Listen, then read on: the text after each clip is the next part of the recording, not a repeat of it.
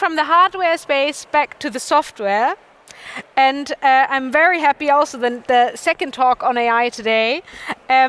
We have our next keynote speaker, Casper Rasmussen, CEO and co-founder of Monta, which is obviously very well known, and he'll be talking about rewiring charging with AI from network operations to driver experience. Welcome.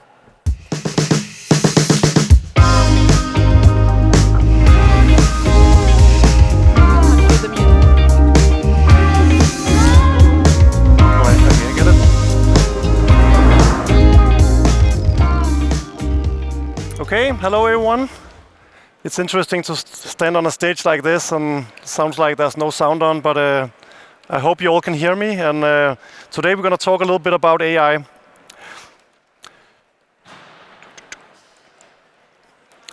So, like the last couple of years, more than $600 billion have been put into AI, and that in this industry, it's still fairly new. Like we don't hear that much about it. And honestly, I get it. It's like, for a lot of us, we are still trying to figure out like the basics, getting our data in order. So why even think about what AI can do at this point? And also, like 6 months ago, I was also not necessarily that positive around it. We saw some results, but like especially around like March, April, they really start picking up, and we start seeing some really strong results when we worked with it ourselves. But yeah, I hope the next 20 minutes that people are kind of join me on looking a little bit ahead on what AI could actually impact this industry with. So yeah, let's take it away. So we already have AI in EV charging. It mainly sits with like a handful of startups today, which have all kind of started this journey early. Few of them worth mentioning, and we put on here as well. Like we recently partnered with Available as well, which are working on the data side of AI in the industry. But we also have seen Stable and AlphaGrid, which is actually two American companies I actually saw here at the expo. So we have AI already in the industry, but it sits mostly with startups. And when we start looking into AI, we kind of categorized.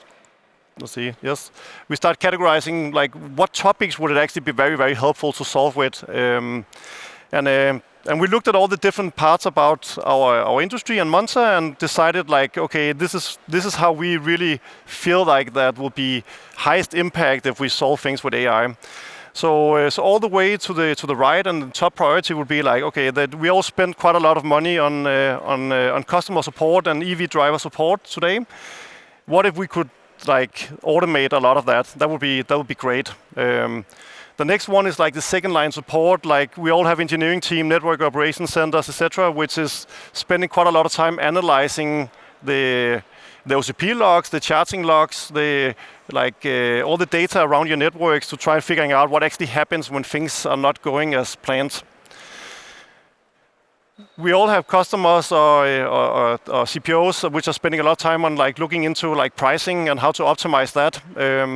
And so on and so on. We kind of look through all the different topics, and then in the end, we also looked at energy management, and like I think it's also been discussed to like spend AI resource on that. But I think the way we see it a lot is like it's still fairly basic math behind it. It's the implementation which is the hard thing in energy management. So we put that all the down in like lowest priority. So that's how we think about it. Like if we can solve the top priority ones first, it will be quite impactful for the industry. So around like we started with a chatbot in 2021, and in the early days you could only do these like tree structures of like Q&As, and like you could have it send help centers and small things, and that solved that solved like small things like 5%, 10%, etc. But it didn't really work that well. But then around in 2023, we start seeing ChatGPT 3.5 getting released, and then it started being interesting. So so we start looking into that and start working with a local startup and start learning how to really get AI to help on our support. And it was really a lot of small iterations to get up in percent, like 20%, 30%, 40%. And around last year, the team managed to get around 60-70% of all the tickets coming in solved with AI. And then this year we continued on the journey and start introducing a bit more engineering capacity into it. Start really tying all the tools together. Start giving access to more things. Start giving it actions. Start thinking about how to actually identify the problems really early on, and then really iterating again and again.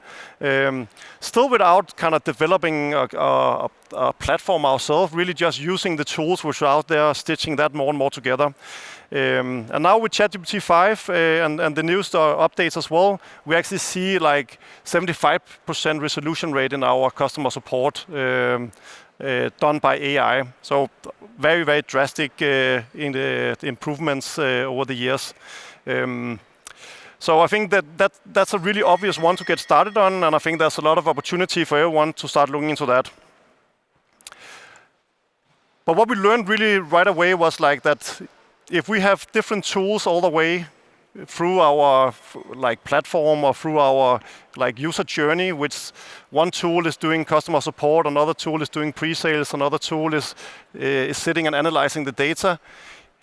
When we then start feeding that into AI, it became like the results was pretty limited. Like it was only looking at one part at the time, and it was never really smarter than what we could be ourselves.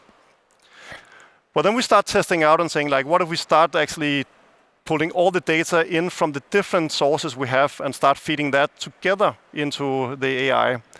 And the results was very, very quickly a lot better. So today we look at like everything from the OCP charting systems, our users, the reviews, what happens in the support, what happens on the payment side, and really putting all of that together. And this is where like I think Monta sits with a pretty good unfair advantage on the data side, that we have invested into this from the start. We believe that to really build the best user experience in the end, it needed to be in one big platform. So today we sit with 220,000 charters doing more than 3 million sessions a month and 1 million users in our app. And that generates quite a lot of data to work with. But it's not the holy grail to just feed unstructured data in those amounts into AI. It won't really work a lot. So we had to invest internally of building up a full new backend system for this. So it's really like it starts with a data pipeline where we look at more than 14 different data sources, pulling all the data into what we call a data refinery. In here, we start analyzing the data and make sure that we don't have duplicates. We remove all the personal information. We make sure that it's actually correct. And thereby, you have like really good structured data, feeding that further into our AI backend, LLM backend today it's called. That generates pretty awesome results. So today we just announced our first AI agent, which went live in Monta Control today, a NOC agent. We all have these NOC centers, and we spend quite a lot of time analyzing what actually happens when something goes wrong, right? And really quickly for mid-level CPO, bigger CPO, it becomes like a small team of multiple full-time FTEs. And we were like, this needs to be smarter. It can be done with all this data available. How can we feed that in and get good results out? Very often we saw ourselves in opening up OCP logs one place and then opening a new tab and seeing like, okay, what's the data from this system and this system and this system? And suddenly the people were like combining all that. So really just going back and seeing like, okay, if we try to make this into a agentic backend, following the same flow we did ourselves, what could that actually be like? So yeah. It looks something like this. Let's see if it runs.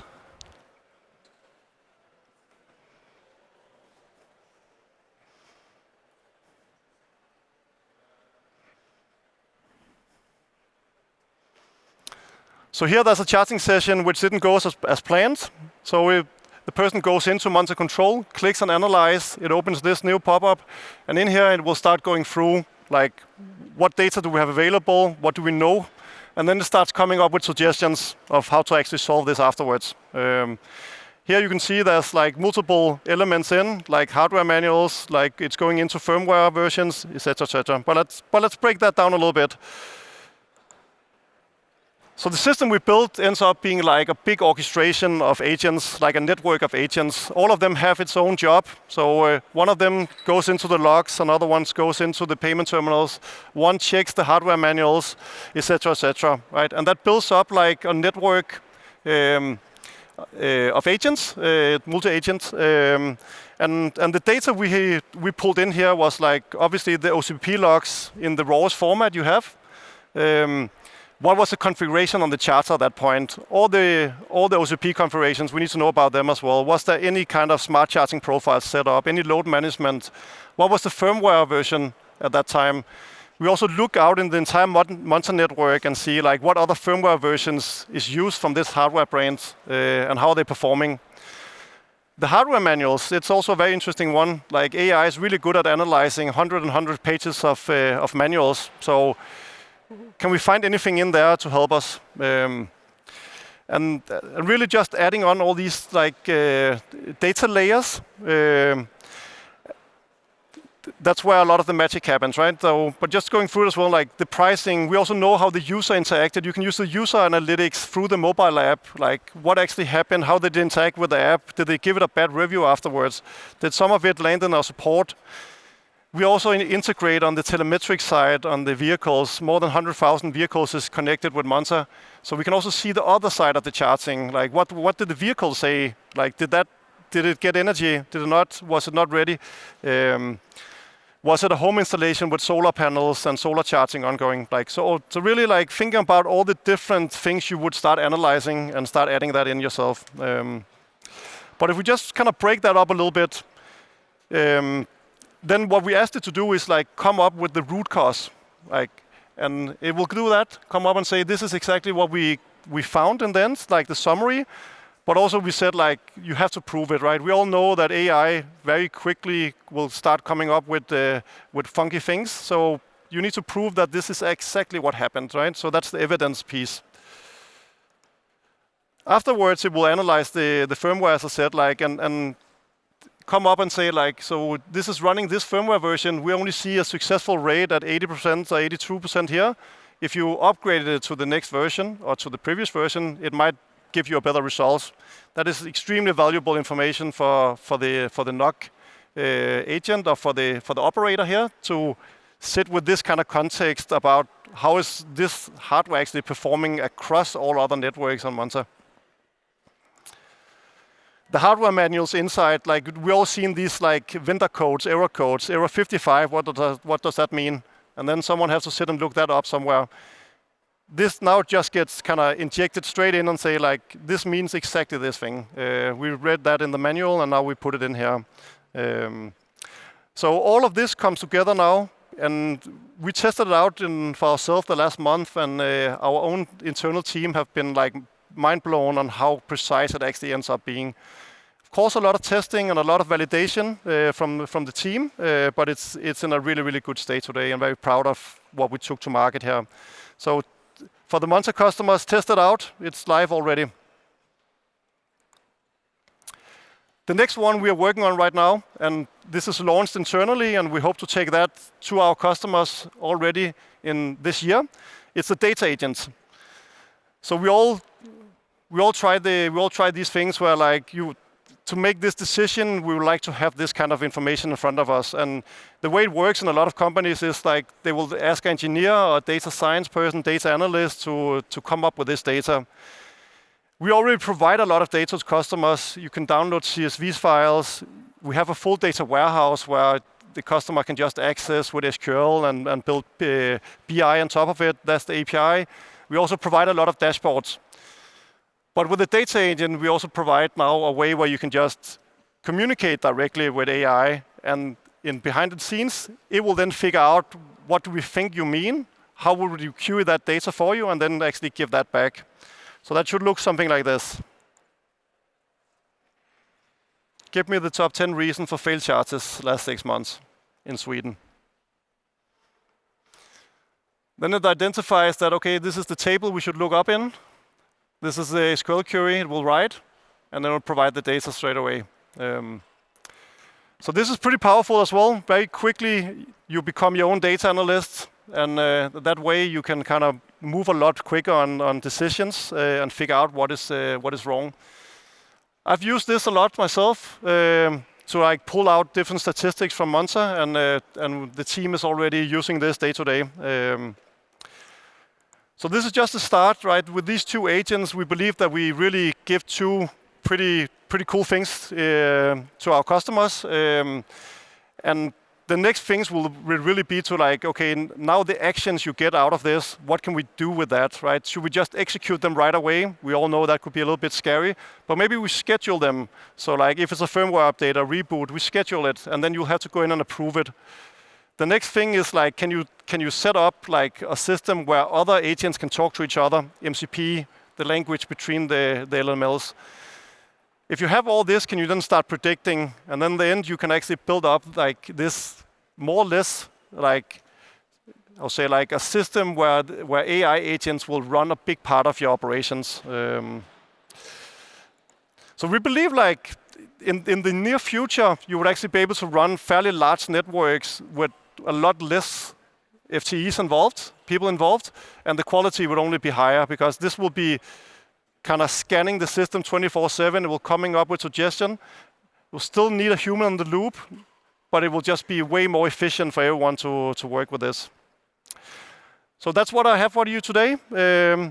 Meet us down in booth 7, all the way in the back, and very happy to discuss more about AI and how to implement it. And I think for everyone who's not a Monta customer, we actually launched the NOC agent for everyone. So this is a public URL. You can just scan this right now. And then there you can upload OCP log. And then we'll get the same summaries we're providing our own customers. Obviously, the data is a bit more limited with just OCP log, but we will still provide the data from the hardware manuals and the firmware. And this way, I think everyone can have a test at what this actually means, and if this be valuable to the industry. And yeah, please give us feedback on it and let us know if you think this is cool or not, and if it's useful. But we really believe this is what this industry needs going forward to start automating more and becoming more efficient. Yeah, so thank you, everyone.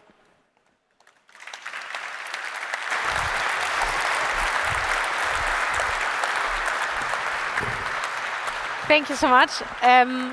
Let's start the Q&A with a clarification. What is NOC, N-O-C? That's the first question that came up. So that's a Network Operations Center. Yes. Can you elaborate? So this is where you have fairly technical people sitting and analyzing like the performance of the network and the errors coming in. They can go fairly deep into the logs of the network, but at the same time, they also have a good understanding of the domain of EV charging. Yeah. I hope that answers the question. So please, if there are any questions in the audience, raise your hand. We have a couple of mics around. So are there any questions? Alternatively, you can use, as before, you can use the app and send your question. There's a question here in the back.